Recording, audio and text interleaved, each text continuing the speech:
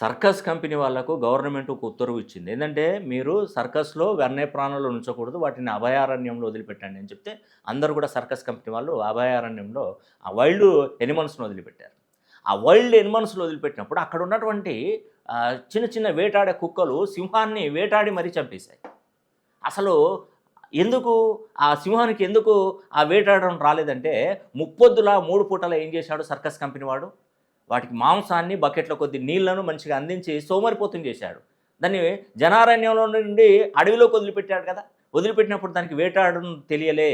దానికి వేటాడడం తెలియక అది చిన్న చిన్న కుక్కల చేతిలో చనిపోయింది. మన జీవితంలో పిల్లల పాత్ర కూడా అంతేనండి. ఖచ్చితంగా చెప్తున్నాను, రాసి పెట్టుకోండి.